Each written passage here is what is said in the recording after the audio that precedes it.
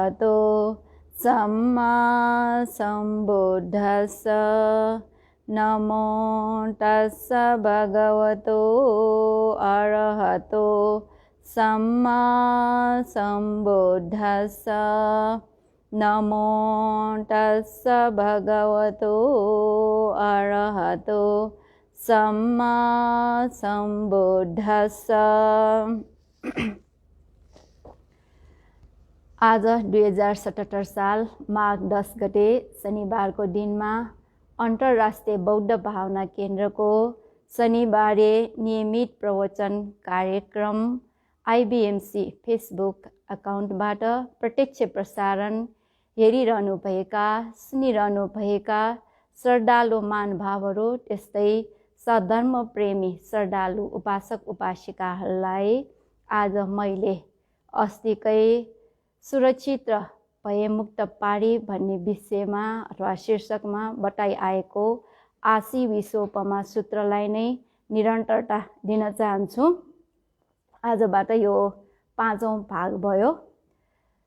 उता पारीमा भय छैन भनेपछि त्यो पारी सुरक्षित भयो र सुरक्षित भएकोले नै त्यहाँ शान्त र शीतल छ। त्यसको विपरीत यता वारीमा विभिन्न प्रकारका भयहरू छन्। भयहरू भएको कारणले गर्दा नै सुरक्षित छैन। सुरक्षित नभएकोले यता वारीमा शान्त शीतल छैन। अब यता वारीमा के कस्ता भयहरू छन् संक्षिप्तमा स्मरणको लागि बताउन चाहन्छु। यता वारीमा के भय छन् भन्ने कुरा भगवान बुद्धले उपमाद्वारा बताउनु भएको छ। उपमाद्वारा बताउँदाखेरि अर्थ अभिप्रायलाई सजिलैसँग बुझ्न सकिने हुनाले उहाँले उपमाबाट देखाउनु भएको हो। यता वारीमा 4वटा अति तीव्र घोर विखादी अथवा विषालु सर्पहरू छन्। त्यस्तै 5 जना शत्रु हत्याराहरूको भय, 1 जना शत्रु मित्र जस्तो शत्रुको भय। फेरि यता वारीमा 6वटा घर भएको गाउँ हेर्दाखेरि एकदम गुल्जारको छ, एकदम हरिलो भरिलो छ, हेर्दाखेरि चकाउ छ है। तर त्यो गाउँको नजिक पुग्दाखेरि जस्तो टाढाबाट हेर्दा देखिएको हो त्यस्तो नभइकन शून्य भइरहेको छ। अनि त्यो 6वटा घर भएको गाउँमा पनि 6 जना डाकाहरूले अथवा लुटेराहरूले समय समयमा हमला गर्न आउने हुनाले त्यो गाउँमा भयहरू धेरै छन् र सुरक्षित छैन। यो उपमा यहाँसम्म भयो। अनि यसको उपमेय अथवा अर्थ के त भन्दाखेरि भगवान बुद्धले हाम्रो शरीरमा भएका 4वटा महाभूतहरूलाई 4वटा तीव्र विखादी अथवा विषालु सर्पहरूसँग दाजेर देखाउनु भएको छ। हाम्रो शरीरमा कडा, नरम, खस्रो, चिप्लो स्वभाव भएको पृथ्वी धातु, बग्ने स्वभाव, त्यस्तै ढिक्काउने स्वभाव भएको आपो धातु, तातो चिसो बाफ स्वभाव भएको तेजो धातु, कसिने, तन्किने, टम्माउने, हलचल हुने, त्यस्तै घचेट्ने इत्यादि स्वभाव भएको वायु धातु। यी 4 महाभूतले बनेको शरीर हो। यी 4 धातुहरू सन्तुलनमा भएको बेला हामी स्वस्थ हुन्छौँ। जब ती 4 महाभूतहरूमा गडबड हुन्छ अनि विभिन्न प्रकारका रोग लाग्न थाल्छ। ती 4 महाभूतहरू प्रकोप भयो भने 4वटा सर्पले, विखादी सर्पले डसे जस्तै नै कि मरण हुन्छ कि मरण तुल्य दुःख हुन्छ। अनि अर्को उपमा 5 जना शत्रु हत्यारा भनेको 5वटा उपादान स्कन्धलाई भनेको हो। म मेरो भनेर आसक्त हुनुलाई उपादान भनिन्छ। ती उपादानहरूको आगमनलाई उपादान स्कन्ध आरमण भनेको विषयवस्तुलाई भनेको हो। ती 5 उपादान स्कन्धहरू के हुन् त भन्दाखेरि रूप उपादान स्कन्ध, वेदना उपादान स्कन्ध, संज्ञा उपादान स्कन्ध, संस्कार उपादान स्कन्ध, विज्ञान उपादान स्कन्ध। यसलाई चाहिँ शत्रु हत्याराको उपमा दिइरहेको छ। शत्रुले जहिले पनि चाहना विपरीत काम गर्छ। त्यही भने जस्तै नै यी 4-5 स्कन्धहरू हाम्रो इच्छा विपरीत भइरहेको हुन्छ। हामी सटो प्राणीहरूलाई अथवा मानिसहरूलाई सधैँ रूप, लावण्य, यौवनले सम्पन्न होस् भन्ने चाहना हामी गर्छौँ। तर त्यस्तो नभइकन बिस्तारै हाम्रो चाहना विपरीत छिपेर जाने वृद्ध अवस्थामा पुग्ने हुन्छ। हामी सधैँ स्वस्थ हुन चाहन्छौँ, तर त्यस्तो स्वस्थ नभइकन कहिलेकाहीँ हामी अस्वस्थ हुन्छौँ। त्यस्तै हामी बाँच्न चाहन्छौँ, तर बाँच्ने चाहना हुँदाहुँदै धन जन परिवार सम्पत्ति सबैलाई छोडेर एक दिन त मर्नुपर्ने नै हुन्छ। त्यसैले इच्छा विपरीत भएको हुनाले शत्रु भनेको भयो। अनि हामी मर्ने भनेको यही 5वटा उपादान स्कन्ध विपरीत भएको कारणले नै मर्ने हुनाले यी 5 स्कन्धहरूलाई हत्यारा भनेर पनि यहाँ भनिराखेको भयो। अनि अर्को उपमामा मित्र जस्तो भएर शत्रु भएको यो व्यक्ति भनेको कसलाई भनेको त भन्दाखेरि राम्रो विषयवस्तुहरूको चाहना गर्ने, मन पराउने, तासिने, मजा लिने, आसक्त हुने स्वभाव भएको नन्दी रागलाई भनेको हो। नन्दी राग भनेको तृष्णा नै हो। हामीमा विभिन्न प्रकारका चाहनाहरू उत्पन्न भइरहन्छ। अनि त्यो चाहनालाई पुरा गर्नको लागि दुःख गर्नु पर्यो। अनि त्यो दुःख गरेर त्यो चाहना पुरा भयो भने फेरि अर्को चाहना उत्पन्न हुन्छ। एकपछि अर्को चाहना उत्पन्न हुन्छ। जस्तै इनारमा पानी उम्रे जस्तै नै हामीमा चाहनाहरू उत्पन्न भइरहेकै हुन्छ है। त्यसैले भगवान् बुद्धले आज्ञा हुनुभएको छ, न कहा पनावसेन टिट्टी कामेसु विजती। मानिसहरूमा होइन यो पञ्चकाम गुणसँग सम्बन्ध राखेर स्वर्ण मुद्रा वर्ष गरे दिए तापनि चाहना पुरा हुँदैन रे है। असर्पी सुनको पैसा वर्ष गरिदिए तापनि। अनि इच्छा गरेको पुरा नहुनु दुःख भने जस्तै जहिले नै दुःख भइरहेको हुन्छ। तृष्णा जति धेरै भयो त्यति नै हामीमा दुःख धेरै हुन्छ। तृष्णा कम भयो भने दुःख पनि कम हुन्छ। तृष्णा निर्मल भयो भने अथवा तृष्णा छैन भने दुःख पनि हुँदैन। यो दुःख, तृष्णा र दुःख यो दुईटामा यस्तो किसिमले चाहिँ सम्बन्ध रहेको हुन्छ। त्यसैले भगवान् बुद्धले दुःखको मूल कारण तृष्णा भनेर समुदय सत्यमा आज्ञा हुनुभएको छ। अनि अर्को उपमा के त भन्दाखेरि है, हामीले सर्पपालक व्यक्तिलाई पनि हामीले सम्झनुपर्छ। सर्पपालक व्यक्ति भनेकै को त भन्दाखेरि पृथकजन व्यक्तिलाई भनेको हो। ध्यान भावना अभ्यास नगरेको सामान्य व्यक्तिहरूले हेर्दाखेरि होइन, यो उपमामा भए टाढाबाट हेर्दा 6वटा घर भएको गाउँ एकदम हरिलो परिलो गुलजार त्यस्तै एकदम झगिझगाउ देखिन्छ। तर जब नजिक पुग्छ तब त्यहाँ त केही नभइकन खाली खाली रितु रितु मात्र देखिन्छ भनेर उपमामा भनेको उपमा त्यस्तो देखाएको छ। त्यो के भनेको त भन्दाखेरि सामान्य पृथकजनहरूले ध्यान भावना अभ्यास नगरेका व्यक्तिहरूले भए है, यो 6वटा घर भनेकै यहाँ आध्यात्मिक आयतन 6वटालाई भनेको हो। चखायत्न, सोटायत्न, घानायत्न, जीवायत्न, कायायत्न, मनायत्न अथवा आँखा, कान, नाक, जिब्रो, शरीर, मन। यसलाई ध्यान नगरेको बेलामा भए है एकदम चाहिँ राम्रो जस्तो सम्झने, नित्य सुख आत्मा भनेर सम्झने। तर जब ध्यान भावना अभ्यास गर्छ तब आफूले पहिले सम्झे जस्तो नभएर सबै शुभ होइन अशुभ, नित्य होइन अनित्य, सुख होइन दुःख, आत्म होइन अनात्म भनेर थाहा पाउँछ। त्यसैले यो नित्य सुख आत्मा शुभ शून्य भइराखेकोलाई नै नभएकोलाई नै यहाँ रिटो भनेर भनिरहेको हो। अनि त्यो सर्पपालक व्यक्ति होइन एकछिन चाहिँ रुखमा आरामसित बस्ने बेलामा हितैषी आएर यो गाउँ एकदम डरलाग्दो छ, यहाँ 6 जना ढाकाहरूले अथवा लुटेराहरूले हमला गर्न आउँछ, लुटेर लग्छ, त्यसैले त्यतिकै नबस, जे गर्नुपर्ने काम हो त्यसलाई छिटो गर भनेर होस दिन आउँछ।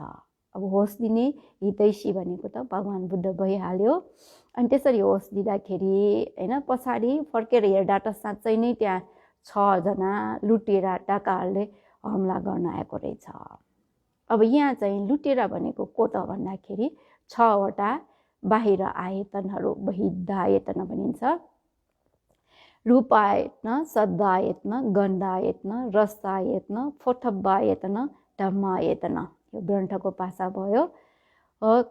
त्यसलाई व्यवहारिक भाषामा भन्ने हो भने हेर्न लायकको रूप वर्ण, त्यस्तै स्वरहरू भयो, गन्ध अनि स्वाद, मिठा नमिठा स्वादहरू, स्पर्श गर्न लायकका चिजवस्तुहरू, त्यस्तै धर्मा रम्न भनेर मनमा आउने विचार कल्पना, यसलाई चाहिँ 6 वटा बाहिर आयतन भनिरहेको भयो। यो के त भन्दाखेरि लुटेरा जस्तै, किन भन्दाखेरि यी विषयवस्तुहरू हाम्रो आँखा कान नाक जिब्रो शरीर मनमा गएर ठक्कर खान आउँछ, आक्रमण गर्छ है। अस्ति विस्तृत रूपमा यो वर्णन भइसकेको छ। त्यसैले यसलाई आक्रमक धातु भनेर भनिन्छ। त्यो लुटेराहरूले भनेको के गर्छ, आक्रमण गर्छ नि। त्यस्तै नै राम्रा नराम्रा विषयवस्तुहरूले हाम्रो 6 वटा आयतनमा त्यो चाहिँ आक्रमण गर्छ अथवा ठक्कर खान जान्छ है। अनि राम्रोसँग ठक्कर खायो भने यदि हामीमा स्मृति सम्प्रजन्य छैन अथवा हामीले सकारात्मक रूपले मनन गर्न सकेन, उचित ढङ्गले विचार गर्न सकेन भने अनि हामीमा लोभ उत्पन्न हुन्छ। त्यस्तै नराम्रा विषयवस्तुहरू ठक्कर खान गयो भने र हामीले उचित रूपले मनन गर्न सकेन भने द्वेष उत्पन्न हुन्छ। अनि त्यो लोभ द्वेषको बसमा गयो भने हामीमा पहिले जुन राम्रा गुणहरू भएका हुन्, सुशील स्वभावशीलले सम्पन्न भएकाहरू भए अनि त्यो आक्रमण गरेको कारणले गर्दाखेरि राम्रो गुणहरू अनि लुटेर लिन्छ। शीलले सम्पन्न भएका व्यक्तिहरू भए दुशील हुन जान्छ। त्यस्तै श्रद्धा भएका व्यक्तिहरू श्रद्धा नभएका हुन जान्छन्। त्यति मात्रै होइन है, हिरी वटप्प भनेर लाज शरम भएका व्यक्तिहरू पनि त्यो लुटेराले लुट्न आउने बेलामा लाज शरम नभएकाहरू हुन जान्छन्। स्नेह भाव भएका व्यक्तिहरू पनि होइन यो निर्दयी भएर जाने अथवा कडा स्वभाव भएको द्वेषालु भएर जाने, करुणा दयामाया भएका दयालु स्वभाव भएका व्यक्तिहरू पनि निर्दयी भएर जान्छ। किन भन्दाखेरि त्यो विषयवस्तु आरमण हाम्रो आँखा कान इत्यादिमा ठक्कर खान आउँदाखेरि हामीमा स्मृति सम्प्रजन्य छैन, उचित रूपले पनि विचार गर्न सकेन, मनन गर्न सकेन। त्यही भएको कारणले गर्दाखेरि लोभ द्वेषको बसमा गएर दुश्चरित्र पाप कर्महरू गर्नाले हामीमा भएका राम्रा गुणहरू त्यो लुटेर दिएको भयो है। अनि त्यो सर्पपालक व्यक्ति चाहिँ होइन दौडेर भाग्दा भाग्दै जाँदाखेरि नदीको किनारमा पुग्न गएछ। अनि यसो हेर्दाखेरि उता पारी उसले देख्यो, मनमा आयो उता पारीमा जान पायो भने त यहाँ वारीमा भएको भएहरू केही पनि त्यहाँ हुँदैन, त्यो ठाउँ एकदम सुरक्षित छ, त्यतातिर जानु पर्यो भनेर यताउता हेर्छ। त्यहाँ पुल त्यस्तो केही पनि छैन है। त्यस्तै डुङ्गा नाउ जहाजहरू छ कि भनेर हेर्दा जहाजहरू पनि केही छैन। अब यहाँसम्म पहिले भनौँ। अनि त्यो व्यक्ति चाहिँ होइन अब यो छेउमा अथवा यो वारीमा पुगेको भनेको के त भन्दाखेरि यो सक्काय भनिने प्रकट रूपले भएको यो नाम रूप धर्महरूलाई नै सत्काय भनेर भनिन्छ। तर त्यसलाई म मेरो भनेर आसक्त हुने उपादान स्कन्धलाई नै यो वारी भनेर यहाँ भनिराखेको हो है। अनि त्यहाँ बिचमा वारी र पारीको बिचमा एउटा चाहिँ ठुलो गहिरो नदी छ। त्यो भनेको के त भन्दाखेरि 4 प्रकारका ओग धर्महरू, काम ओग, भव ओग, दिट्ठी ओग, अवैजा ओग भनेर ओग धर्म 4वटा छन्। ओग भनेको के त भन्दाखेरि पानीको प्रवाह, धेरै पानी पर्यो भने बाढी आउँछ अनि पानीको प्रवाह अथवा स्रोत एकदम चाहिँ तीव्र हुन्छ। त्यस्तो पानीको प्रवाह स्रोतलाई नै यहाँ ओग भनेर भनेको हो। काम ओग भनेको के त भन्दाखेरि त्यही पञ्चकाम गुणको चाहना गर्ने है, त्यसमा आसक्त हुनेलाई नै यहाँ काम ओग भनेको हो। पञ्चकाम गुणमा आसक्त भयो अथवा त्यसमा चाहिँ टाँसिने मजा लिने भयो भने त्यो पानीको स्रोतमा पुगेको भयो है। अनि त्यो पञ्चकाम गुणको कारणले गर्दाखेरि अथवा त्यो लोभको वशमा गएर है दुश्चरित्र पाप कर्म गर्ने अथवा अतिक्रमण गर्ने, उल्लङ्घन गर्ने भनेको मतलब प्राणी हिंसा गर्ने, चोरी डकैती गर्ने, त्यस्तै भ्रष्टाचार, दुराचार गर्ने इत्यादि जुन नराम्रो बानीहरू छन्, त्यस्तो दुश्चरित्र पाप कर्म गर्नु भनेको त्यो चाहिँ अपाय दुर्गतितिर बगेर गएको भयो। अनि त्यस्तो होइन त्यस्तो दुश्चरित्र पाप कर्म त गरेन, तर कुशल कर्म गरे पनि, शील पालन गरे पनि, काम भव अथवा मनुष्य भएर जन्म लिन पाऊँ, देवलोकमा उत्पन्न हुन पाऊँ भने त्यस्तो आशिका गरेर पुण्य कर्म गर्यो भने त्यो चाहिँ के भयो त भन्दाखेरि देवलोक, मनुष्य लोकतिर त्यो पानीको स्रोतमा बगेर गएको भयो। अनि अर्को चाहिँ भव ओग। भव ओग भनेको रूप भव, अरूप भवको चाहना गर्ने, त्यसमा चाहिँ आसक्त हुनुलाई भव ओग भनेर भनिन्छ। अब यो रूप भव, अरूप भव भनेको रूप ब्रह्मलोक, अरूप ब्रह्मलोकमा उत्पन्न हुनको लागि ध्यान भावना अभ्यास गर्नु, समर्थ ध्यान भावना अभ्यास गरेर ध्यान प्राप्त हुन्छ। प्रथम ध्यान, द्वितीय ध्यान इत्यादि प्रकारले। अनि त्यो ध्यानमा आसक्त हुनु। अनि त्यसरी आसक्त हुनु भनेको के भयो? त्यो चाहिँ पानीको टारमा पर्न गएको भयो। अनि त्यही इच्छा गरे अनुसार पछिल्लो जन्ममा रूप भव, अरूप भवमा उत्पन्न हुनु भनेको त्यो पानीमा बगेको हुन गयो। यो काम ओग, भव ओग है भनेकै के त भन्दाखेरि यो तृष्णालाई नै भनेको हो। त्यसैले यो पनि दुःख सत्य र समुदय सत्य अन्तर्गत पर्छ। अघिको नन्दी राग पनि समुदय सत्य है। यो 4 सत्यमा विभाजन गर्ने हो भने नन्दी राग, समुदय सत्य। अनि ओग 4वटामा काम ओग, भव ओग। त्यसको स्वरूप लिने हो भने यो तृष्णा लोभलाई नै भनेको हुनाले यो पनि समुदय सत्य अन्तर्गत पर्छ। अनि अर्को चाहिँ दिट्ठी ओग। दिट्ठी ओग भनेको यो मिथ्या दृष्टि, गलत धारणालाई भनेको हो। यो कर्मफललाई विश्वास नगर्ने है, अथवा गलत धारणा भनेको है राम्रो गरे पनि राम्रो गर्ने हुने होइन, नराम्रो गरे नि नराम्रो हुने होइन। यो चाहिँ नास्तिक दृष्टि भनेर भनिन्छ। यस्ता गलत धारणा भएका व्यक्तिले राम्रो काम पनि गर्दैन, नराम्रो काम नगर्नको लागि पनि यो नराम्रो कामबाट पनि विरत हुँदैन, अलग्ग हुँदैन। अनि त्यसले गर्दाखेरि के हुन्छ भन्दाखेरि अपाय दुर्गतितिर नै यो बगेर जाने हुन्छ है। त्यस्तै यो धारणा, गलत धारणा त 60 प्रकारका छन्। त्यसमध्ये अस्ति अलिकति त वर्णन भइसकेको छ। अनि अर्को हो अविद्या ओग। अविद्या भनेको मोहलाई नै भनेको हो। विषयवस्तु आरम्भनको वास्तविक स्वभावलाई छोपिदिने वास्तविक स्वभाव भनेको जति पनि नामरूप धर्महरू छन् त्यसको वास्तविक स्वभाव अनित्य दुःख अनात्मा, तर त्यसलाई थाहा नहुने गरिकन छोपिदिने, यदि थाहा भए पनि गलत तरिकाले अनित्यलाई नित्य, सुखलाई दुःख, अनात्मालाई आत्मा, अशुभलाई शुभ भनेर त्यसरी जान्ने, गलत तरिकाले जाने स्वभावलाई नै यहाँ के भनेको भन्दाखेरि अविजा ओग भनेर भनेको भयो। यो अविजा ओग त झन् डरलाग्दो छ है। जुनसुकै प्रकारको अकुशल पाप कर्म दुश्चरित्र गरे पनि यो अविजा त सामेल भइरहेकै हुन्छ। अविजा भनेकै मोहलाई भनेको हो। मोहित भएर नै दुश्चरित्र पाप कर्महरू गरिरहेका हुन्छन्। यसले चाहिँ यो कहाँसम्म त भन्दाखेरि अविची, यो अविजा ओग भयो भने अविची नरकदेखि लिएर यो भवहरूमा शीर्षस्थ भव भनेको नैव संज्ञा नासंज्ञायतन भव, अरूप लोकको यो चौथो हो। त्यहाँसम्म पनि यो अविद्या बगिरहेकै हुन्छ है।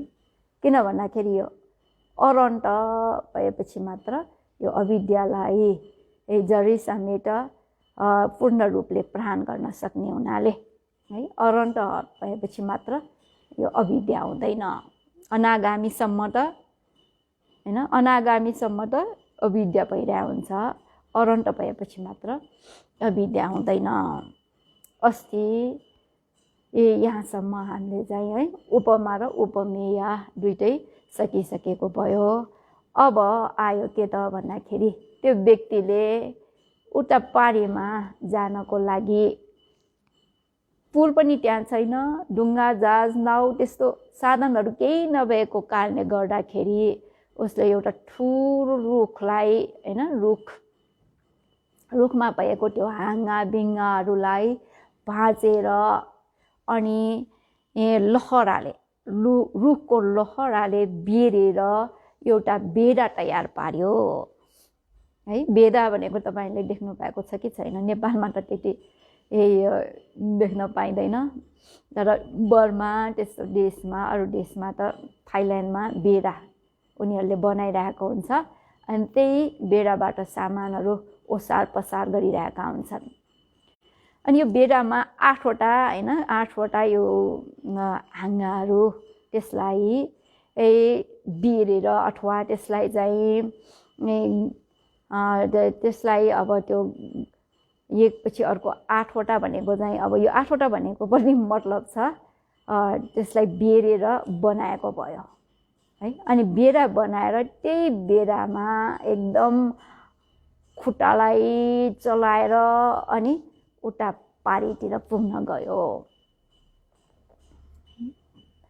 यो बाढी आएकोलाई एकदम मिहिनेत गरेर, जोड तोडले मिहिनेत गरेर हैन जान सके मात्रै उता पारीमा पुग्छ। शिथिल तरिकाले गर्यो भने उता पारीमा पुग्न एकदम गाह्रो हुन्छ। अनि उता पारीमा पुगेपछि एकदम सन्तुष्टको श्वास फेर्यो। ओहो, यो पारीमा त उता वारीमा जस्तो कुनै प्रकारको भय छैन, यो पारी त एकदम सुरक्षित छ, एकदम शान्त शीतल छ भनेर आनन्दको श्वास फेर्यो। अब यहाँ आयो यो बेडा भनेको के त? बेडा भनेको आर्य अष्टाङ्गिक मार्गलाई भनेको हो। आर्य अष्टाङ्गिक मार्ग भन्नाले सम्मा दिट्ठी, सम्यक दृष्टि अथवा सही दृष्टि, त्यस्तै सम्मा सङ्कल्प, सही विचार, सम्मा वाचा, सही बोली वचन, सम्मा कमान्त, सही कामकाज, सम्मा आजीव, सही आजीविका, सम्मा व्यायाम, सही प्रयत्न अथवा सही उद्योग, सम्मा सती, सही स्मरण, सम्मा समाधि, सही स्थिरता। यो 8वटा चाहिँ आर्य अष्टाङ्गिक मार्ग है, यो बेडा जस्तै भयो। अब यसलाई चाहिँ समूहको रूपमा विभाजन गर्ने हो भने 3वटा समूहमा विभाजन गर्न सकिन्छ। सबभन्दा पहिले चाहिँ सम्मा चाहिँ त्यो सम्मा वचन अथवा सम्यक वचन, सम्यक कर्मान्त, सम्यक आजीविका, यो तीनवटालाई शील मार्गाङ्ग भनेर एउटा समूहमा विभाजन गर्न सकिन्छ। सम्यक व्यायाम, सम्यक स्मृति, सम्यक समाधिलाई, यो तीनटालाई एउटा समूह है, त्यसलाई समाधि समूह भनेर भनिन्छ। सम्यक दृष्टि, सम्यक सङ्कल्प, यो दुईटालाई चाहिँ प्रज्ञा समूह भनेर, यसरी शील, समाधि, प्रज्ञा तीन समूहमा विभाजन गर्न सकिन्छ। आचरणको दृष्टिले हेर्ने हो भने त पहिला शील आचरणबाट सुरु हुन्छ, शीलपछि समाधि, समाधिपछि प्रज्ञा आउँछ। तर भगवान बुद्धले किन पहिला चाहिँ प्रज्ञा मार्गलाई देखाउनु भएको त? किन शीलदेखि सुरु नगर्नु भएको त भन्दाखेरि यो सबभन्दा पहिले त हामीलाई के थाहा हुनु पर्यो भन्दाखेरि शील भनेको के हो, यसलाई कसरी समाधान गर्ने, त्यो विधि तरिका हामीलाई थाहा हुनु पर्यो। त्यस्तै ध्यान भावना अभ्यास गर्नको लागि ध्यान गर्ने विधि तरिका थाहा पाउनु पर्यो हैन, सही रूपले थाहा पाउनु पर्यो, अथवा परिधि ज्ञान पहिले हामीमा हुनु पर्यो। अनि त्यो ज्ञान भएपछि मात्र त्यही अनुसार हामीले अनुसरण, अनुकरण, आचरण, अभ्यास भनेर गर्न सकिन्छ। लोक व्यवहारमा पनि त्यस्तै हो नि, पहिला थ्योरी भनेर पढाउँछ अनि प्र्याक्टिकल गराउँछ। सैद्धान्तिक ज्ञान पहिला हुनुपर्छ अनि पछि व्यवहारिक ज्ञान भनेर आउँछ। त्यसैले भगवान बुद्धले पहिला चाहिँ यो प्रज्ञा मार्गलाई देखाउनु भयो हैन। तर आचरण गर्ने बेलामा पहिला हो त्यो विधि तरिकालाई पहिला थाहा पाउनु पर्यो, शील समाधान गर्नु पर्यो, गरेर अनि त्यो शीललाई शुद्ध रूपले पालन गर्नुपर्छ। उता पारीमा जाने हो भने शील शुद्ध रूपले पालन हुनु एकदम आवश्यक छ। त्यो शीलमा दाग हुनु हुँदैन, शील भङ्ग हुनु हुँदैन है। शील भङ्ग हुनु भनेकै के त भन्दाखेरि त्यो बेडा चाहिँ जुन तयार गरेको हो त्यो त कुहिएको जस्तो हुन जान्छ है। कुहिएकोलाई त अब पानीमा राख्न बित्तिकै त्यो त यताउता छरेर गइहाल्छ। त्यसैले पहिला आचरण गर्ने बेलामा शीलले सम्पन्न हुनुपर्छ। अब हामीले अर्को उपमा पनि हो भने हैन, यो बोट बिरुवा अथवा बालीहरू रोप्ने बेलामा धान रोप्ने त्यस्तो गर्नु पर्यो भने सबभन्दा पहिले त्यो बारीलाई हैन खेतमा घाँसहरू उखेलेर सफा गर्नुपर्छ। सफा गरिसकेपछि मात्र हाम्रो रोपाइँको काम सुरु गर्नुपर्छ भने जस्तै पहिला चाहिँ शीललाई शुद्ध रूपले पालन गर्नुपर्छ। यो सम्मावाचा भनेकै के त भन्दाखेरि 4 प्रकारको दुश्चरित्रबाट अलग्ग हुनु, वची दुश्चरित्रबाट अलग्ग हुनु, झुटो कुरा नबोलिकन सही सत्य कुरा गर्नु, परस्परमा मिलेकाहरूलाई छुटाइदिने किसिमको कुरा नगरिकन, अथवा त्यो भनेकै चुगली कुरा गर्नुलाई भनेको हो। चुगली कुरा नगरिकन नमिलेकाहरूलाई मिलाइदिने, मिलिरहेका भए उनीहरूको मित्रतालाई राम्रो बनाइदिने खाले कुरा गर्नु, कडा वचन नबोलिकन अथवा गाली गर्ने, हपार्ने, सराप्ने इत्यादि नगरिकन नरम कोमल वचन, कर्णप्रिय हुने, कर्ण सुख हुने किसिमको कुरा गर्नु, व्यर्थ कुरा नगरिकन है सारयुक्त कुराहरू आफूलाई पनि फाइदा हुने, अरूलाई पनि फाइदा हुने किसिमको कुरा गर्यो भने त्यो के हुन्छ त भन्दाखेरि सम्यक वचन हुन जान्छ। कुरा गर्ने बेलामा यस्तो किसिमको कुरा गर्नुपर्छ। अनि अर्को चाहिँ सम्मा कमान्त, सम्यक कर्मान्त भनेको काय दुश्चरित्र तीनवटाबाट अलग्ग भयो भने त्यो सम्यक कर्मान्त हुन जान्छ। प्राणी हिंसा गर्नुबाट अलग्ग हुनु, चोरी गर्नुबाट अलग्ग हुनु, व्यभिचार गर्नुबाट अलग्ग हुनु, त्यसरी अलग्ग हुन सक्यो भने त्यो सम्यक कर्मान्त। अनि अर्को सम्यक आजीविका। सम्यक आजीविका भनेको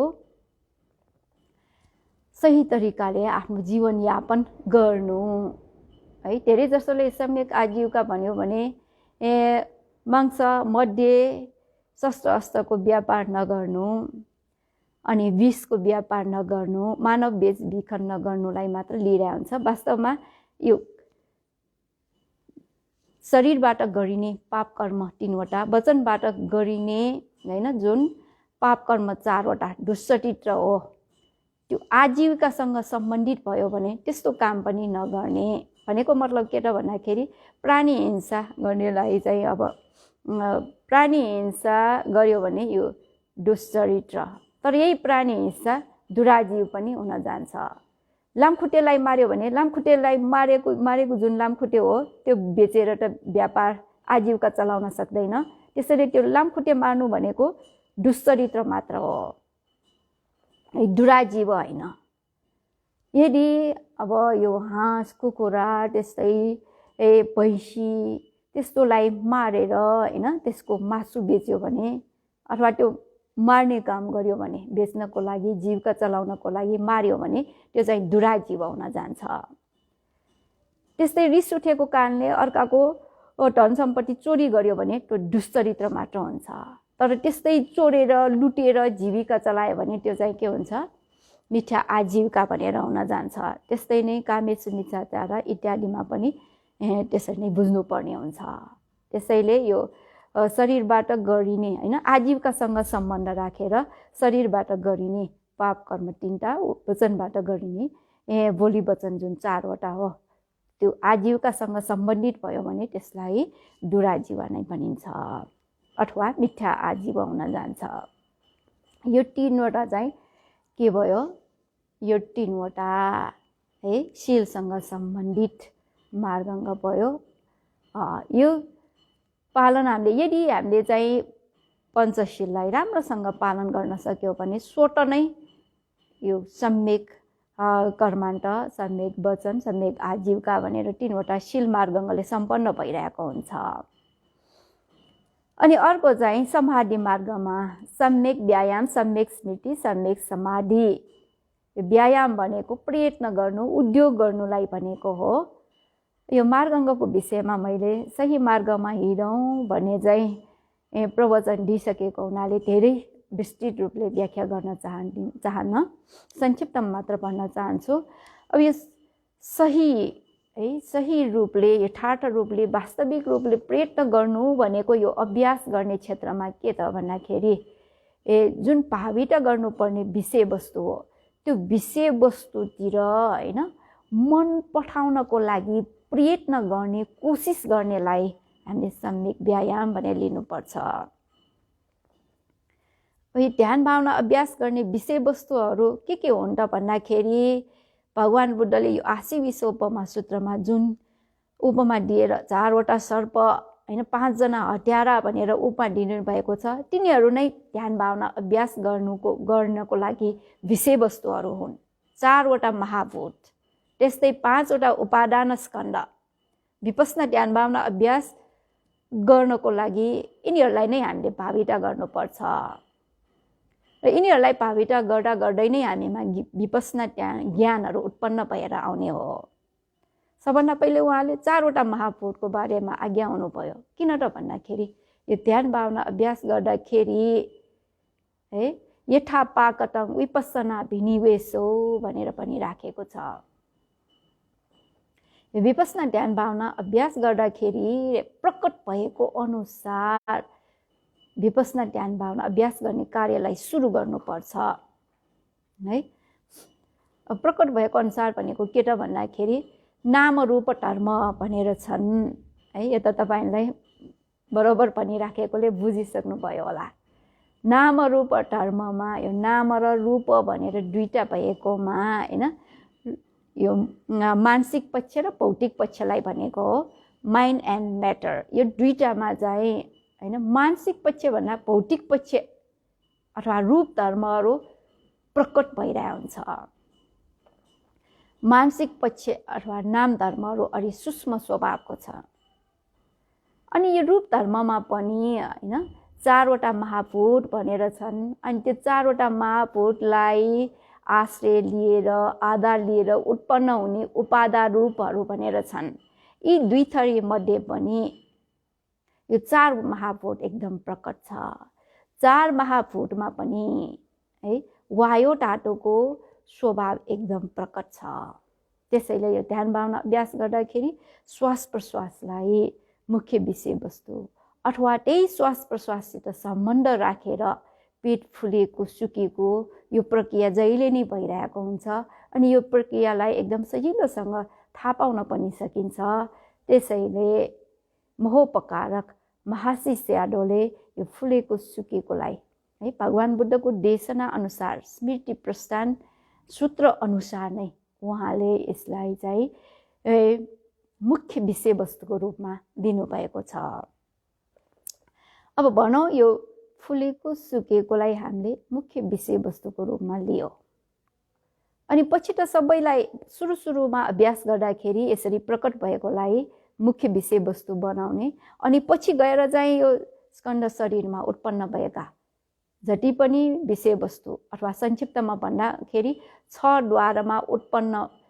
द्वारबाट उत्पन्न हुने नाम रूप धर्महरू सबैलाई हामीले भाविता गर्नुपर्छ है। अब हामीले लियौँ यो फुलेको सुकेकोलाई मुख्य विषयवस्तुको रूपमा लियो भने अब सम्यक व्यायाम भनेको के त भन्दाखेरि हाम्रो भाविता गर्ने मनलाई भाविता गर्नुपर्ने विषयवस्तु के हो? फुलेर आएको बेलामा फुल्दैछ भनेर हामीले भाविता गर्नुपर्ने। त्यसैले फुलेकोतिर मनलाई घच्याटेर पठाउने त्यो कोसिस गर्ने त्यसलाई नै सम्यक व्यायाम भनेर भनिन्छ। अनि यसरी चाहिँ वीर्यले अथवा यो जुन सम्यक व्यायाम भने हामीले जुनले कोसिस गरेर यो मनलाई विषयवस्तुतिर पठाउँदाखेरि अनि स्मृति भनेको होस राख्नुलाई भनेको हो। त्यो विषयवस्तु फुलेर आएको विषयवस्तुलाई सुरुदेखि अन्तसम्म नटुटिने गरी भाविता गर्ने काम सम्यक स्मृतिले गर्छ। अनि त्यसपछि चाहिँ त्यो विषयवस्तुमा मन क्षणिक रूपमा चाहिँ स्थिर भइरहेको हुन्छ। त्यसलाई नै के भनिन्छ त भन्दाखेरि सम्यक समाधि। चित्त त्यसमा स्थिर हुने एकाग्र हुनेलाई नै सम्यक समाधि भनेर भनिन्छ। अनि त्यसरी चित्त स्थिर हुनलाई पनि अर्को के चाहिन्छ त भन्दाखेरि यो सम्यक सङ्कल्प भनेको सही विचार भनेर यहाँ चाहिँ यो हातलाई निधारमा राखेर विचार गरिराख्नु जस्तो विचार होइन कि मनलाई विषयवस्तुमा राखिदिने पुर्याइदिने स्वभाव चाहिँ त्यो सम्यक सङ्कल्पले गर्छ। यसको खास स्वरूप भन्ने अभिधर्मको हिसाबले स्वरूप भन्ने हो भने यसलाई वितर्क भनेर भनिन्छ है। वितर्कको स्वभावै के त भन्दाखेरि विषयवस्तुलाई लक्षित गर्ने स्वभाव, विषयवस्तुमा पुर्याइदिने उसको स्वभाव हो। अनि त्यसरी पुर्याइदिएपछि अनि सम्यक दृष्टिले के गर्छ त भन्दाखेरि त्यो विषयवस्तुको स्वभाव जस्तो छ त्यस्तै थाहा पाउने काम गर्छ। त्यो विषयवस्तुको यथार्थ स्वभाव कस्तो छ। फेरि फुलेको सुकेकोलाई हेर्ने भनेर खालि यो पीठको आकार प्रकार आकृतिलाई हेर्न दिएको होइन है। फुलेर आउने बेला यो भाविता गर्दै गयो अभ्यस्त हुँदै गयो भने यो आकार प्रकार त्यस्तो त सबै हटाएर जान्छ। त्यो आकार प्रकार इत्यादि यो पेट भन्ने जुन हो त्यो त प्रज्ञप्ति स्वभाव हो। त्यो हराएर पछि परमार्थ धर्म भनेर होइन यो वास्तविक स्वभावहरू छलङ्ग रूपले देखिन थाल्छ।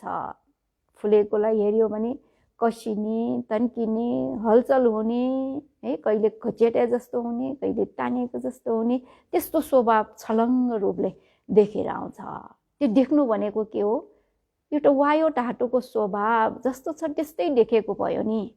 त्यसैले यो सही रूपले देखेको हुनाले है, यथार्थ रूपले देखेको वास्तविक रूपले देखेको हुनाले त्यसलाई के भनिन्छ भन्दाखेरि सम्यक दृष्टि भनेर भनिन्छ। त्यस्तै निरन्तर रूपले सतत रूपले कोसिस गर्दै गयो भने अनि पछि कारण कार्य भनेर छुटेर आउँछ। त्यो कसिएर टन्केर हल्लिएर गएको जुन स्वभाव हो तिनीहरू स्थिर नभइकन ध्रुव नभइकन है उत्पन्न भएर विनाश भएर गएको यो अनित्य स्वभाव उत्पन्न भएर विनाश भएर जाने हुनाले नै दुःख स्वभाव आफूले भने जस्तो नभएर उसको आफ्नो स्वभाव अनुसार भइरहने अनात्म स्वभाव यो प्रस्त भएर आउँछ। अनित्य दुःख अनात्मलाई थाहा पाउने अनि विपश्यना ज्ञान सुरु हुन थाल्छ। अनि त्यस्तै नै क्रमिक रूपले भाविता गर्दै गयो अभ्यास गर्दै गयो भने उदय भए ज्ञान भनेर उत्पत्ति विनाशलाई थाहा पाउने ज्ञान एकदम द्रुत गतिले अहिले भनिरहँदा नै बरु समय लाग्छ। हाम्रो स्कन्द शरीरभित्र एकदम द्रुत गतिले छिटो छिटो चाहिँ विषयवस्तु उत्पन्न भएर आउने, तुरुन्तै भावित गरियो, तुरुन्तै लोप भएर जाने, त्यो ज्ञान उत्पन्न भएर आउँछ। अनि भङ्ग ज्ञान भनेर उत्पन्न भएको चाहिँ थाहा पाउँदैन, एकदम द्रुत गतिले चाहिँ विनाश विनाश विनाश हुँदै गइरहेको स्वभावलाई थाहा पाएर आउने। विषयवस्तु आगमन मात्र होइन, यसलाई भावित गर्ने चित्त समेत विनाश भएर जाने ज्ञान उत्पन्न हुन्छ। यस्तै नै क्रमिक रूपले ज्ञान वृद्धि हुँदा हुँदै अनि यो विपश्यना ज्ञान छिपेको अवस्थामा पुग्यो भने अनि श्रोतापट्टि मार्ग ज्ञान भनेर उत्पन्न हुन्छ। है, यो श्रोतापट्टि मार्ग ज्ञानले गलत धारणा, मिथ्या दृष्टि अनि बुद्ध धर्म इत्यादिमा शङ्का उपशङ्का गर्ने विचिकित्सालाई जरै समेत प्रहार गर्छ। अनि अरू बाँकी रहेको क्लेशहरूको जुन अपाय दुर्गतिमा पतन गर्न सक्ने त्यसको क्षमता हो, शक्ति हो, त्यसलाई पनि प्रहार गर्छ। त्यसैले श्रोतापट्टि मार्ग ज्ञान प्राप्त भएका व्यक्तिहरू भयो भने कहिले पनि अपाय दुर्गतिमा पतन हुँदैन। फेरि जन्म लिनु पर्यो भने कि मनुष्य भएर जन्म लिन्छ कि देवलोकमा देवता भएर उत्पन्न हुन जान्छ। अपाय दुर्गतिको द्वार सधैँ सधैँको लागि बन्द हुन जान्छ। अनि निरन्तर रूपले फेरि अभ्यास गर्दै गयो भने पछि सकृतागामी मार्ग ज्ञान भनेर प्राप्त हुन्छ। त्यो सकृतागामीले चाहिँ है बाँकी रहेको क्लेशलाई जरै समेत यो पूर्ण रूपले प्रहार त गर्दैन, तर ती क्लेशहरूको शक्तिलाई एकदम कमजोर बनाइदिन्छ, शिथिल बनाइदिन्छ। निरन्तर रूपले फेरि भावित गर्यो भने अनागामी मार्ग ज्ञान भनेर प्राप्त हुन्छ। अनागामी मार्गले चाहिँ रिस उठ्ने स्वभाव, द्वेष अनि काम गुणप्रति, काम भोगप्रति आसक्त हुने काम राग, त्यसलाई चाहिँ पूर्ण रूपले प्रहार गर्छ। त्यसैले अनागामी भइसकेका व्यक्तिहरू यो मनुष्यलोक देवलोकमा उत्पन्न हुँदैन। उत्पन्न भयो भने कहाँ उत्पन्न हुन जान्छ? ब्रह्मलोकमा उत्पन्न हुन जान्छ। सकृतागामी भएका व्यक्तिहरू सकिङ आगामी सकृतागामी भने अनुसार यो एकचोटि मात्र जन्म लिने है भव जन्म लिने व्यक्तिहरूलाई सकृतागामी भनेर भनिन्छ। अनागामी भनेको नआगामी अनागामी, यो मनुष्यलोक देवलोकमा नआउने व्यक्तिहरूलाई चाहिँ अनि अनागामी भनिन्छ। अनागामी मार्ग ज्ञान प्राप्त हुन्छ, त्यसपछि फल ज्ञान भनेर प्राप्त हुन्छ। त्यो फल प्राप्त भयो भने त्यसलाई अनागामी पुद्गल भनेर भनिन्छ। निरन्तर रूपले चाहिँ ध्यान भावना अभ्यास गर्दै गयो भने अनि पछि अरहत मार्ग ज्ञान भनेर प्राप्त हुन्छ। त्यो अरहत मार्ग ज्ञानले चाहिँ बाँकी रहेको सम्पूर्ण क्लेशहरूलाई पूर्ण रूपले प्रहार गरेर अनि के हुन्छ? अनागामी अरहन्त पुद्गल भनेर हुन जान्छ है। त्यसैले अरहन्त व्यक्ति भनेको पूर्ण रूपले शुद्ध विशुद्ध भएको व्यक्ति हो। त्यो अरहन्त व्यक्ति चाहिँ उता पारीमा पुगेको व्यक्ति भयो है। अब यो उपमामा भए ब्राह्मण भनेर भनिरहेको छ। ब्राह्मणको अर्थ बहित पापोति ब्राह्मणो, पापलाई निकालिसकेको, बहिष्कार गरिसकेको व्यक्तिलाई ब्राह्मण भनेर भनिन्छ है। यो त्यसैले यो ब्राह्मण भनेको चाहिँ भगवान् बुद्धको परिभाषा अनुसार यो कर्मले होइन, जातले कुनै पनि ब्राह्मण हुँदैन, कर्मले मान्छे ब्राह्मण हुन्छ भनेर भगवान् बुद्धले भन्नुभएको छ नि। त्यसैले यो राम्रो काम, के काम त? क्लेशलाई पूर्ण रूपले प्रहार गरिसकेको व्यक्तिलाई भगवान् बुद्धको मनोभावना अनुसार ब्राह्मण भनेर भनिन्छ। अब उता पारीमा पुग्न गयो ल है। कसरी पुग्न गएको? यो आर्य अष्टाङ्गिक मार्ग रूपी बेडा है, बेडालको सहारा लिएर हात खुट्टालाई एकदम चलाएर गएको कारणले गर्दाखेरि उता पुग्न गएको भयो। अब यहाँ हातखुट्टा चलाउने भनेर पनि भनिरहेको छ। यो हातखुट्टा चलाउने भनेको के त भन्दाखेरि खास यो चाहिँ वीर्य अथवा उद्योग गर्नु प्रयत्न गर्नुलाई नै भनेको हो। हुन त यो आर्य अष्टाङ्गिक मार्गमा सम्यक व्यायाम अन्तर्गतै पर्छ, तर यसलाई विशेष रूपले फेरि पनि एकचोटि भगवान् बुद्धले आज्ञा हुनुभएको किन त भन्दाखेरि वीर्यलाई एकदम चाहिँ हामीले बलियो बनाउनु पर्छ, शिथिल बनाउनु हुँदैन। जोड तोडले हामीले चाहिँ अभ्यास गर्नुपर्छ, प्रयत्न गर्नुपर्छ, उद्योग गर्नुपर्छ, कोसिस गर्नुपर्छ भनेर यो त्यसलाई चाहिँ प्राथमिकता दिनको लागि फेरि एकचोटि उहाँले आज्ञा हुनुभएको हो है।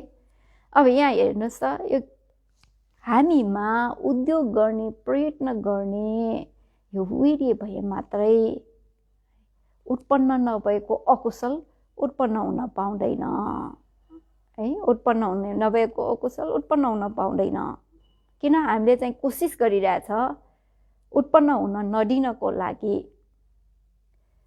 केही गरेर उत्पन्न भयो भने त्यसलाई हामीले भाविता गरेर तुरुन्तै हटाउनु पर्छ, त्यो हटाउनको लागि कोसिस गर्नुपर्छ।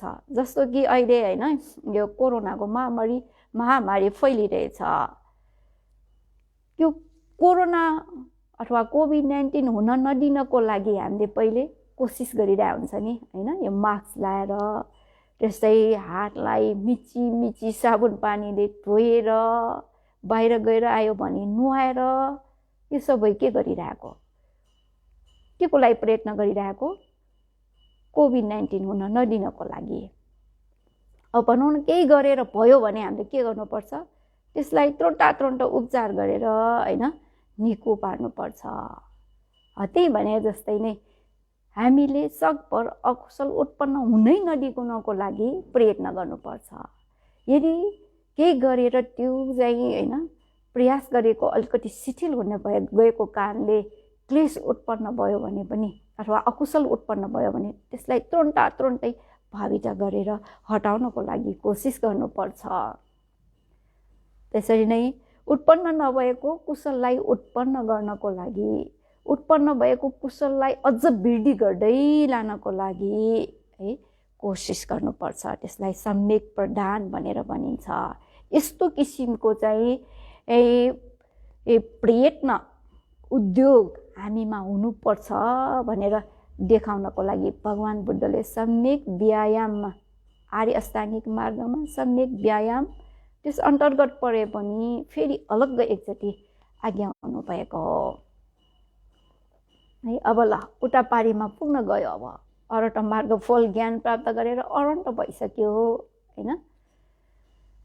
अब यहाँ चाहिँ आयो के त भन्दाखेरि उता पारीमा पुगेपछि त्यो व्यक्तिले ओहो यहाँ त वारीमा जस्तो केही पनि भयहरू छैन, भय नभएको कारणले गर्दाखेरि यो वारी पारी एकदम चाहिँ है एकदम चाहिँ सुरक्षित छ, शान्त शीतल छ भनेर एकदम श्वास फेर्यो, ओहो सुख भनेर है।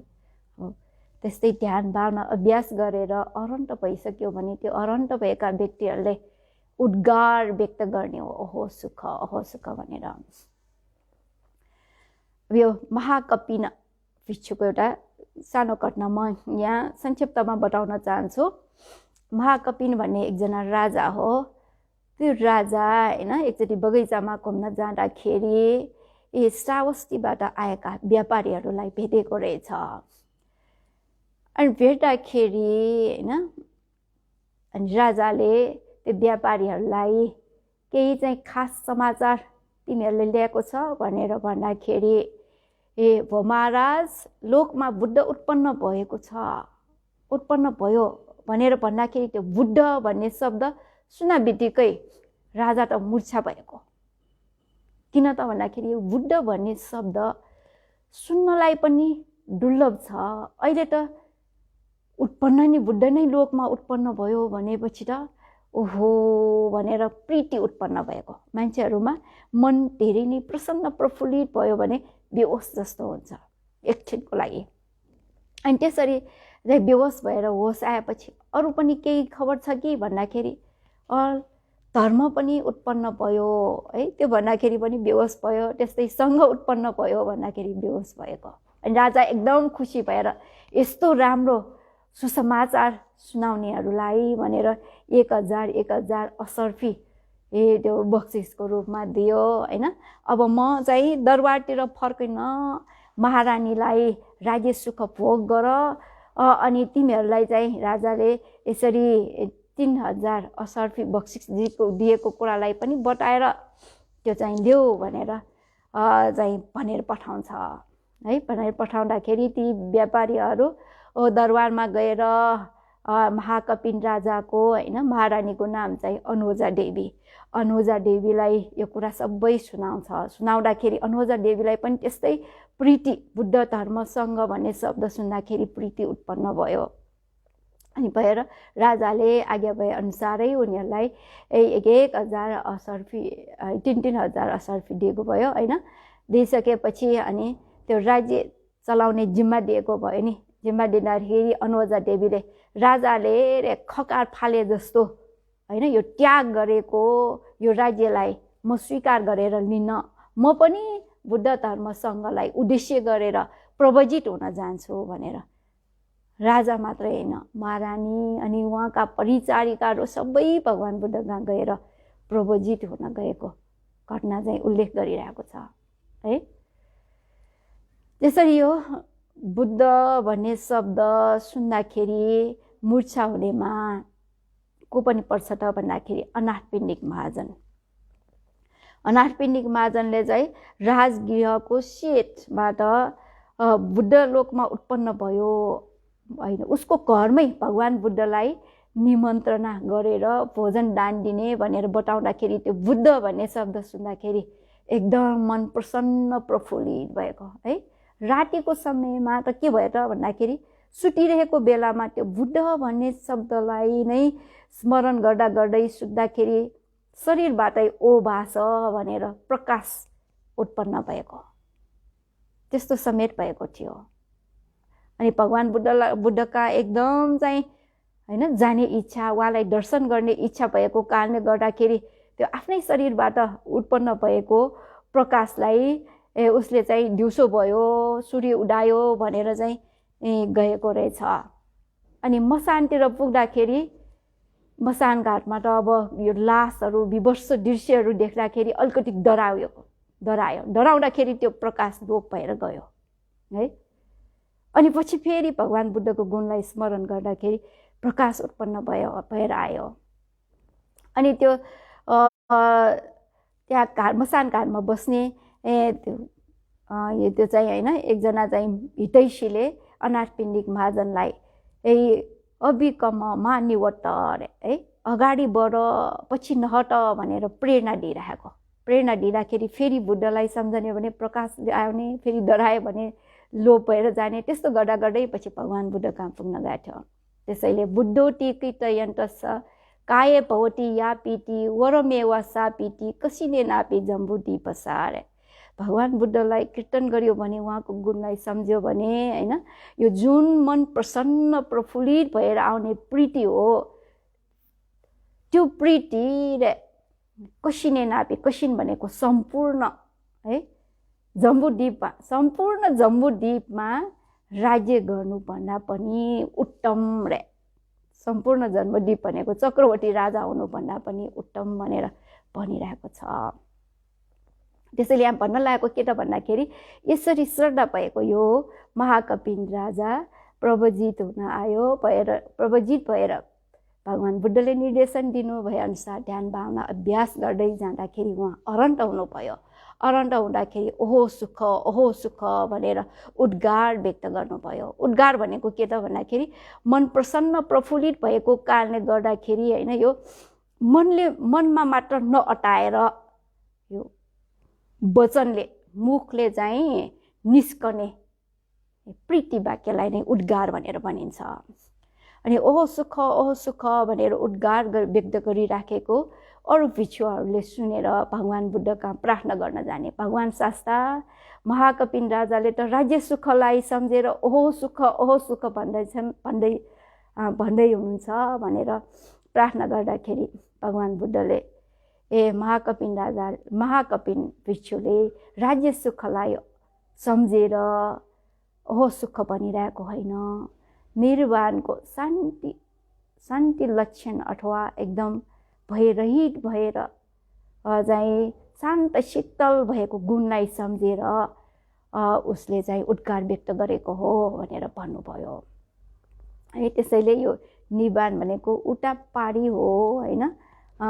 यो निर्वाणमा पुगेपछि एकदम चाहिँ दाज्नलाई नभएको परम सुख, अत्याधिक सुख, अत्यन्त सुखको अनुभव हुन्छ।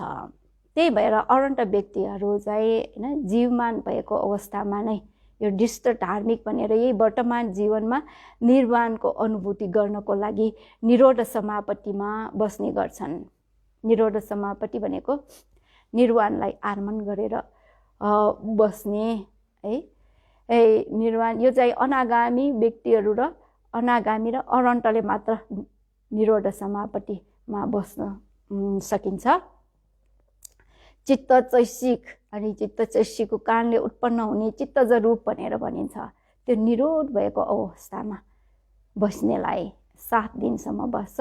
अनि त्यो निरोध समापत्तिमा बसिसकेपछि अनि ती अरन्तहरू, अनागामी अरन्त व्यक्तिहरूले उद्गार व्यक्त गर्ने गर्छन्। के भनेर उद्गार व्यक्त गर्छन् त भन्दाखेरि सुसुखं वट निब्बानं सम्मा सम्बुद्ध देशितं अशोकं विरजं खेमं यथ दुःख निरोजति। यथ यो निर्वाणमा है दुःखं यो नाम रूप धर्मसँग सम्बन्ध राखेर जति पनि दुःख छन् त्यो सबै निरोजति निरोध हुन्छ। यो चतुर्महाभूतसँग सम्बन्ध राखेर दुःख है, यो 4वटा सर्पले पनि त्यहाँ तोक्दैन। त्यस्तै पञ्च उपादान स्कन्ध जस्तो यो शत्रुहरूको दुःख त्यस्तो केही पनि छैन भनेपछि पूर्ण रूपले सुख मात्रै भएको अवस्था। अनि यो निर्वाण चाहिँ कस्तो त भन्दाखेरि सम्मा सम्बुद्ध देशितं, सम्यक सम्बुद्ध भगवान बुद्ध सम्पूर्ण धर्मलाई सही रूपले स्वयं आफैले जान्नु भएको भगवान बुद्धले देशना गर्नुभएको है। देशना गर्नुभएको के हो? निर्वाण। अनि त्यो निर्वाण अशोकं शोक नभएको, विरजं क्लेश रूपी धुलो नभएको, खेमं भयबाट रहित भएको निर्वाण है। सुसुखं वटर सुख मात्र भनिरहेको छैन, सुसुखं एकदम है अत्यन्त सुख छ, परम सुख छ भनेर त्यसरी उद्गार व्यक्त गर्छन्। अब यहाँ निर्वाणलाई कस्तो विशेषता दिइरहेको छ? अशोकं विरजं खेमं भनेर है। अशोकं भनेको शोक छैन। अब एउटा वारीमा भए कति शोक छन् मानिसहरूमा है। आमा बुबा दाजुभाइ दिदी बहिनी छोरा छोरी आफ्ना ज्ञाति बन्धुहरू मरेको कारणले गर्दाखेरि शोक हुने, त्यस्तै आफूलाई वा आफन्तहरूलाई रोग हुने बेलामा शोक हुने, पीडा हुने, त्यस्तै आफूले पसिना चुहाएर कमाएको सम्पत्ति विनाश भएको कारणले गर्दाखेरि शोक हुने, कुनै कुनै त त्यसलाई सहन नसकेको कारणले गर्दाखेरि मानसिक सन्तुलन समेत गुमाउँछन्, कुनैहरूले आत्महत्या समेत गर्छन्। यता वारीमा यस्ता शोकहरू हुने, शोक हुन्छ। तर उता पारी निर्वाणमा शोक पटक्कै छैन है। शोक अशोकं शोक नभएको निर्वाण। अनि अर्को विशेषण के दिइरहेछ? विरजं धुलो छैन। के धुलो? क्लेश रूपी धुलो छैन। धुलोले के गर्छ त भन्दाखेरि हाम्रो लुगा फाटामा धुलो पर्यो भने लुगा ठुलाम्मे भएर फोहोर हुन्छ। त्यस्तै शरीरमा धुलो भयो भने हाम्रो शरीर मलिन हुन्छ, फोहोर हुन्छ। त्यस्तै नै हाम्रो मनमा राग द्वेष इच्छा आसक्ति लोभ रिस उठ्ने स्वभाव द्वेष अज्ञानता मोहित हुने स्वभाव मोह जलन हुने स्वभाव ईर्ष्या कपटी स्वभाव मात्सर्य इत्यादि पर्न गयो भने हाम्रो मन दूषित हुन्छ, फोहोर हुन्छ, मैलो हुन्छ त्यो धुलोले गर्दाखेरि।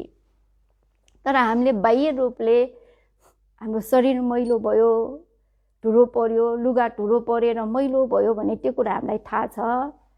शरीर फोहोर भयो, मैलो पर्यो भने हामी नुहाउँछौँ, लुगा फोहोर भयो भने हामी धुन्छौँ, तर मनमा फोहोर भएको चाहिँ देखिँदैन। वास्तवमा मन एकदम ढुलाम्मे, राग द्वेष इत्यादि गर्दाखेरि ढुलाम्मे भइरहेको हुन्छ है, ढुलाम्मे भइरहेको हुन्छ। एकदम फोहोर हाम्रो, फोहोर त अब देखाउन मात्र मिल्ने भए त अब कति छ, पहाड जत्रै थुप्रो होला। अब यहाँनिर चाहिँ स्यारोजीले है, स्यारोजी भनेको हाम्रो उपकारक ओवाडाचार्य स्यारोजीले एकचोटि भन्नुभएको कुरा मैले अस्ति पनि एकचोटि भनिसकेँ जस्तो छ। मोह एउटालाई मात्र अरे देखाउन मिल्ने हो भने है, कति छ भनेर देखाउन मिल्ने हो भने चाइनाको ग्रेट वाल भन्दा पनि ठुलो भइसक्यो होला अरे। अब अरू पनि क्लेशहरू छन् होइन, भनेपछि कति मात्र हामीमा यो ठुलो क्लेश रूपी ठुलो छन् होला है। अब यो ठुलोलाई हटाउनको लागि त हामीले के गर्नुपर्छ, नुहाउनु परे जस्तै, लुगा धुनु परे जस्तै स्मृति प्रस्थान विपस्ना ध्यान भावना नै अभ्यास गर्नुपर्छ। अनि मात्र यो ठुलो नभएको निर्वाणमा हामी पुग्छौँ। त्यसैले निर्वाणमा यो क्लेश रूपी ठुलो पटक्कै छैन है। त्यही भएर विरजङ। अनि अर्को के विशेषता छ त भन्दाखेरि है, खेमङ भए छैन। अब भए वारीमा के भएछ भन्ने कुरा त 4 हप्तासम्म बताइसकेँ। सबै भए है। यो 4 महापुरुषको भए, त्यस्तै शत्रु जस्तो पञ्च उपादान स्कन्द भए, अनि अरू भएहरू साँच्चैकै अब हाम्रो आँखाबाट देखिने भए भन्नु पर्यो भने आँधी बेरीको भए छ यता वारीमा है। बाढी आउने भए, पहिरो आउने भए, भूकम्पको भए, त्यस्तै बिखारी सर्पहरूको भए, त्यस्तै अरू जन्तु जनावरहरूको भए। अब अस्ति नै बर्दियामा होइन बाघले आक्रमण गरेर मान्छे मर्यो, त्यसैले त्यस्तो पशुहरूको भए कति भएछन् यता वारीमा बस्यो भने। अब रोगको भएमा हेर्नुहोस् त अहिले कोरोनाको महामारी फैलिरहेछ है, कोभिड-19 को भए अहिलेसम्म सकेका छैन, पछि के भए आउने हो भन्नै सकिँदैन है। यस्ता भएहरू थुप्रै छन्, धेरै छन्। एउटा पारीमा पुग्यो, निर्माणमा पुग्यो भने यस्तो भए छैन, खेमङ भयरहित। आशी विश्वोपमा सूत्रमा पनि त्यस्तै है, पारी मतिरङ खेमङ, पारी भयरहित छ। त्यही भएर यो उपदेशको शीर्षक मैले चाहिँ होइन सुरक्षित र भयमुक्त पारी भनेर राखेको हो। एउटा पारी भयबाट अलग्ग छ, डर त्रास भनेको केही छैन है। भयरहित भएको कारणले गर्दाखेरि नै एकदम सुरक्षित छ। र सुरक्षित भएपछि त त्यो शान्त शीतलको महसुस हुने नै भयो। त्यसैले यो निर्वाण भयरहित छ। निर्वाण भनेको सामान्य व्यक्तिहरूले यो कस्तो होला भनेर चाहिँ अनुमान गर्नलाई नै गाह्रो हुन्छ है। तर इन दिस भेरी लाइफ भन्ने एउटा किताब छ हाम्रै ओवाडाचार्य स्याडोजी, स्याडो उपनिता विवंश स्याडोले लेख्नु भएको यो विश्व प्रसिद्ध एउटा चाहिँ किताब हो यो इन दिस भेरी लाइफ भनेर है। यही भावमा, यही जन्ममा भनेर एकदम ठोकुवा दिएर यो शीर्षक राखेको किताब हो। त्यसमा उहाँ स्याडोजी उपनिता विवंशले एउटा उपमा दिनुभएको छ। एकजना धनाढ्य साउ महाजन एकदम मस्तसँग सुतिरहेछ है, सुतिरहेछ। अब ओछ्यान पनि एकदम चाहिँ नरम भएको ओछ्यान। अब त्यहाँ चारैतिर दृश्यहरू, त्यो कोठामा चाहिँ राम्रा राम्रा चित्रहरू टाँसिरहेको छ। मधुर स्वरले चाहिँ गीतहरू पनि बजाइरहेछ। त्यस्तै विभिन्न प्रकारका अत्तरको गन्धहरू पनि त्यहाँ छन्। अनि त्यो साउ महाजन चाहिँ मस्तले सुतिरहेको बेलामा अब त्यसो जस्तो सुकै राम्रो त्यहाँ आवाज भए पनि, दृश्य भए पनि आँखा त चिम्लिरहेकै भयो, कान पनि त्यो सुतिरहेको बेलामा त त्यो कानले पनि केही सुनिँदैन नि। अब हामी आफै स्वयंले चाहिँ एकचोटि विचार गरेर हेर्नुहोस् त, एकदम मस्त भएर होइन सुतिरहेको बेलामा खास सपना पनि देख्दैन त्यो बेला, त एकदम आनन्दको महसुस भइरहेको हुन्छ है। अनि त्यस्तो सुतिरहेको एकजना महाजनलाई घर परिवारका एकजना सदस्यले होइन उठ्नुहोस् तपाईँको लागि खाजा तयार गरिरहेछ उठ्नुहोस् भनेर बिउजाउँदाखेरि त्यो व्यक्तिले के गर्छ अरे, हुन्छ म खाना आउँछु भन्छ कि कस्तो मजाले सुतिरहेको बेलामा बिउजाउन आयो भनेर गाली गर्छ अथवा खुट्टा लाट्टाले हानिदिन्छ त्यसलाई है। रिस उठ्छ नि मान्छेहरूलाई, कस्तो मजाले सुतिरहेकोलाई उठाउन आयो बिउजाउन आयो भनेर रिस उठ्छ नि है। अनि त्यसलाई मजाले सुतेको आनन्द एकदम आनन्द छ भन्यो भने, अनि त्यो आनन्द चाहिँ कस्तो छ त भनेर सोध्यो भने त्यो आनन्दलाई व्यक्त गर्न जान्छ हामी, व्यक्त गर्न आउँछ हामीलाई, व्यक्त गर्न आउँदैन भनेर त्यो महसुस नभएको पनि होइन है। आनन्द त आनन्दै भइरहेको हुन्छ, कहिलेकाहीँ एकदम मजाले सुतिरहेको हुन्छ अनि उठेर आइसकेपछि ओहो आज त कस्तो आनन्दले सुतेको, कस्तो मजा आयो भन्ने शब्द हामीले व्यक्त गर्छ नि। त्यस्तै नै निर्वाण भनेको त्यो पञ्चकाम गुणलाई अनुभव गरेर होइन मजा आए जस्तो, आनन्द भए जस्तो, सुख भए जस्तो होइन। पञ्चकाम गुण सुख जस्तो त्यो होइन।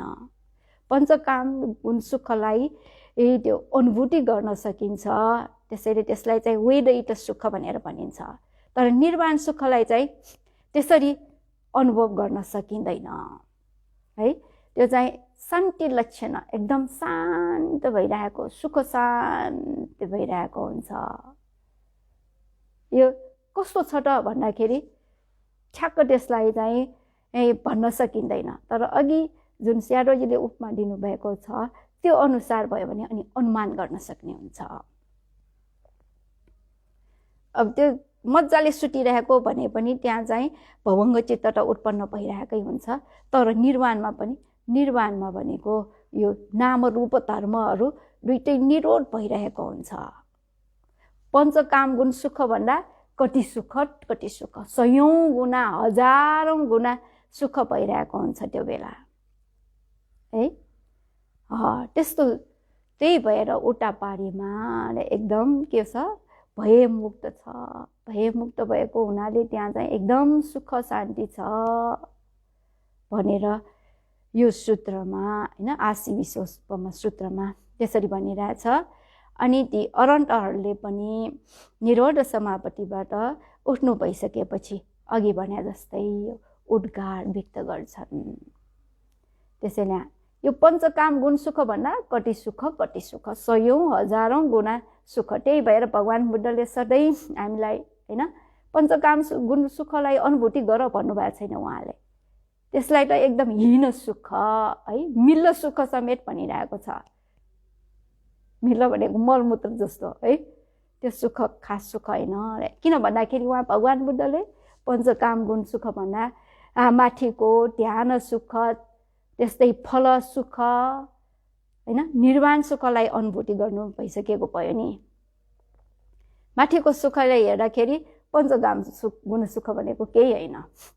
उदाहरणको लागि एकजना मान्छे छ अरे होइन, त्यो मान्छे पहिला चाहिँ एकदम गरिब, बिहान खायो भने राति खानको लागि उसलाई चाहिँ छैन। अनि त्यही मान्छेलाई एकजना व्यक्तिले 100 रुपियाँ दिँदाखेरि त्यो ओहो 100 रुपियाँ पाउँदाखेरि एकदम खुसी हुन्छ है। के गरौँ उसलाई, अहिलेको हिसाबले 500 रुपियाँ बनाउन होइन, तर केही नभएकोलाई 500 भनेको त एकदम ठुलो कुरा हो नि। अनि त्यो व्यक्तिले होइन पछि चाहिँ एकदम मेहनत गरेर काम गर्यो, त्यस्तै भाग्यले पनि उसलाई साथ दियो। साथ दिएको कारणले गर्दाखेरि उसले धेरै धन सम्पत्ति कमायो, लखपति भयो, लखपतिबाट करोडपति, करोडपतिबाट खरोडपति त्यो हुन गयो। अनि त्यसरी खरोडपति हुँदाखेरि होइन अब भनौँ न उसको श्रीमतीले होइन उसलाई तपाईँको छोराले 1 लाख मसँग मागिरहेछ भनेर भन्दाखेरि उसले के भन्छ, त्यो जाबो 1 लाखको लागि मलाई भनिरहेको, आफैले हेरेर दिए भइहाल्यो नि भनेर भन्छ है। त्यो 1 लाखलाई उसले अब करोडपट्टि भइसकेको खरबपट्टि भइसकेकोले त्यो 1 लाख भनेको उसलाई त केही होइन नि, होइन? नहुँदा त्यही कुरालाई चाहिँ उसले ठुलो सम्झिरहेको हो, होइन? हुँदाखेरि त्यो निक्ति हुन गयो अथवा केही होइन जस्तो हुन गयो। त्यही भने जस्तै नै यो निर्वाण सुख भनेको एकदम माथिसम्मको सुख भयो। त्यो सुखको दाजामा यो कामगुण सुख भनेको केही होइन, होइन? एकदम हीन। त्यही भएर भगवान बुद्धले काम सुखलाई कहिले पनि त्यो अनुभूति गर्नको लागि आज्ञा हुनुहुँदैन। उहाँले निर्वाण सुख अनुभूति गर्नको लागि प्रेरणा दिनुहुन्छ। त्यसैले है, किन भन्दाखेरि निर्वाण भयरहित भइरहेछ नि, एउटा वारीमा बस्दाखेरि कतिको भय, ओहो है, भय कति प्रकारको भय। भगवान बुद्धले यो भयलाई पनि किन देखाउनु भएको त भन्दाखेरि त्यसरी भय दुःख भनेर थाहा पाए मात्रै दुःखबाट मुक्तिको कामना गर्छ, मुक्तिको चाहना गरेर अनि त्यस अनुसार काम गर्ने हुनाले भगवान बुद्धले त्यो भय भनेर चाहिँ पहिले उल्लेख गर्नुभयो। अनि भयको कारण पनि उल्लेख गर्नुभयो है, यो नन्दी राग भनेर तृष्णालाई। भयबाट मुक्त हुने तरिका पनि उहाँले बताउनु भयो, के हो? आर्य अष्टाङ्गिक मार्ग। भयमुक्त भएको निर्वाणलाई पनि उहाँले देखाउनु भएको हो। एकदम व्यवस्थित रूपले उहाँले यो सूत्रमा चाहिँ देखाइरहेको छ है। त्यसैले अब समय त धेरै नै गइसक्यो है, तपाईँले पनि एकदम चाहिँ यो दिलचस्पी लिएर सुनिरहनु भएकोले सबैलाई धेरै धेरै साधुवाद। यता वारीमा बस्यो भने के हो, यता विभिन्न प्रकारका भय विघ्न बाधाहरू आइरहेकै हुन्छन्, विभिन्न प्रकारका दुःखहरू भोगिरहनु पर्ने हुन्छन्। त्यसैले हामीले उता पारीमा जानको लागि कोसिस गर्नु पर्यो। उता पारीमा जानलाई अरू उपाय छैन। यही स्मृति प्रस्थान विपस्ना ध्यान भावनालाई अभ्यास गर्यो भने हामी पुग्न जान सकिन्छ। स्मृति प्रस्थान ध्यान भावना अभ्यास गर्नु भनेको के हो? आर्य अष्टाङ्गिक मार्ग अनुसार यो आचरण गर्नु हो है।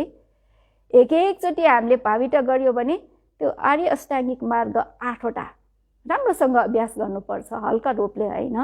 अघि भने जस्तै वीर्यलाई बलियो भनेर उद्योग गर्यो, प्रयत्न गर्यो भने यो 8वटा मार्गाङ्गहरू नै एकचोटि भावित गर्दाखेरि नै समावेश भइरहेको हुन्छ है। 1 मिनेटसम्म हामीले निरन्तर भावित गर्यो भने 60 चोटि यो समावेश भइरहेको हुन्छ।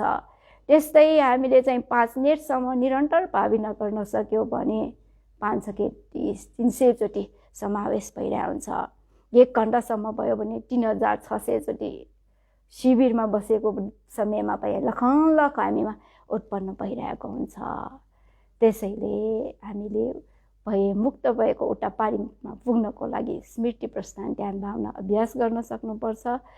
र यसरी उता भयबाट रहित भएको उता पारीमा जानको लागि भगवान बुद्धले यस आशी विश्वोपमा सूत्रमा पालीमा चाहिँ होइन यो 11वटा उपमा दिनुभएको छ। अनि अर्थकथा भगवान बुद्धको मनोभावलाई नै बुझ्ने अर्थकथाचार्यहरूले चाहिँ 3वटा चाहिँ उपमेय थपेर 14वटा दिनुभएको छ है। राजाको कुरा आउँछ। राजा भनेको हो त भन्दाखेरि हामीले गर्ने कर्मलाई नै राजा भनेको हो। अनि सर्पपालक भनेको चाहिँ यही 4 महाभूत भएका सत्व प्राणीहरू सबै, विशेष गरेर यहाँ पृथकजनलाई पनि राखेको भयो। अनि हितैषी मित्र भनेको चाहिँ भगवान बुद्ध गरेर 14वटा उपमा दिइरहेका छन् है। त्यसैले यो आशी विश्वोपमा सूत्रलाई मैले सुरक्षित र भयमुक्त पारी भनेर शीर्षक दिएर यो बताइआएको हो। भगवान बुद्धले देशना गर्नुभएको यो आशी विश्वोपमा सूत्र अनुसार भयमुक्त सुरक्षित पारीमा पुग्नको लागि स्मृति प्रस्थान विपस्ना ध्यान भावनालाई कोसिस गर्न सकुन् भन्ने शुभाशिष व्यक्त गरेर यो आशी विश्वोपमा सूत्रलाई यही टुङ्ग्याउन चाहन्छौँ। भवतु सब मङ्गलं। साधु साधु साधु। अब यस अन्तर्राष्ट्रिय बौद्ध भावना केन्द्रमा होइन अबको यो 1 हप्तामा जलपान भोजन शरबत दान दिनुहुने दाताहरूको दान पुण्यलाई अनुमोदन गर्नका लागि उहाँहरूको नाम सुनाउन चाहन्छु। गएको माघ 4 गते आइतबार जलपान दान सिस्टर मुदिता क्यानाडाबाट प्राप्त भएको हो भने भोजन जन्मदिनको उपलक्ष्यमा श्रीटिसाके कुमारपाटीबाट चाहिँ भोजन दान प्राप्त भएको भयो। त्यस्तै 5 गते सोमबार जलपान दान जन्मदिनको उपलक्ष्यमा उषा वैद्य बकुण्डोलबाट प्राप्त भएको हो भने भोजन दान दिवंगत आमा वीरमाया बज्राचार्य दिदी हेरादेवी बज्राचार्यको पुण्य स्मृतिमा ढुण्डबहादुर बज्राचार्यबाट भोजन दान प्राप्त भएको हो। त्यस्तै शरबत दान आमा वीरमाया बज्राचार्य दिदी हेरादेवी बज्राचार्यको पुण्य स्मृतिमा रत्नदेवी टाखुवा शान्तिनगर नयाँ बानेश्वरबाट शरबत दान प्राप्त भएको हो। त्यस्तै मङ्गलबार जलपान भोजन शरबत शिवनारायण प्रधान बुद्धनगर काठमाडौँबाट दान प्राप्त भएको हो। त्यस्तै बुधबार जलपान दान राममाया महर्जन सानेपाबाट दिवंगत बुबा नन्दजङ गुरुङको पुण्य स्मृतिमा होमा ठकाली खुम्बुलटारबाट भोजन दान प्राप्त भएको हो। बिहिबार 8 गते जलपान दान आरुष साकेको जन्मदिनको उपलक्ष्यमा नरेन्द्र राज साके इखाछेबाट जलपान दान प्राप्त भएको हो भने भोजन दान परमरत्न टाखुवा ज्वागल त्यस्तै परमरत्न टाखुवा सानो नानी टाखुवा सपरिवार ज्वागलबाट भोजन दान प्राप्त भएको हो। त्यस्तै शुक्रबार 9 गते जलपान दान अमिता टाखुवा शान्तिनगर नयाँ बानेश्वरबाट प्राप्त भएको हो भने भोजन दान विनोद कर्माचार्य राज्यलक्ष्मी कर्माचार्य विपස්සना कर्माचार्य बुद्धनगर काठमाडौँबाट प्राप्त भएको हो। अनि आज शनिबार बिहान 6 बजेर 8 बजेको जलपान दिवंगत आमा बुवाको पुण्य स्मृतिमा रामबहादुर महर्जन लपु मिखाबालबाट प्राप्त भएको हो भने भोजन दान माई आन्टु र सिस्टर डाइना युएसएबाट प्राप्त भएको हो। यस दान पुण्यको अनुभावले उहाँ दाताहरू सबैजना सुखी हुन्, निरोगी हुन्, दीर्घायु हुन्, साथै यो पुण्य मार्गफल निर्वाण सम्पत्ति लाभ गर्नको लागि हेतु होस् भनी कामना गरी हामी सबैले भित्री हृदयदेखि मुदिता चित्तले साधुवाद दिउँ। साधु साधु साधु। पुण्यानुमोदन गरौँ। इदान्नो ज्ञातिनं होतु सुखिता हन्तु ज्ञातयो। इदान्नो ज्ञातिनं होतु सुखिता हन्तु ज्ञातयो। इदान्नो ज्ञातिनं होतु सुखिता हन्तु ज्ञातयो। एतावता च अम्मेहि सम्पदं पुण्यसम्पदं सर्वे देवा अनुमोदन्तु सर्वसम्पत्तिसिद्धिया। एतावता च अम्मेहि सम्पदं पुण्यसम्पदं सर्वे सत्ता अनुमोदन्तु सर्वसम्पत्तिसिद्धिया। एतावता च अम्मेहि सम्पदं पुण्यसम्पदं सर्वे भूता अनुमोदन्तु सर्वसम्पत्तिसिद्धिया। साधु साधु साधु।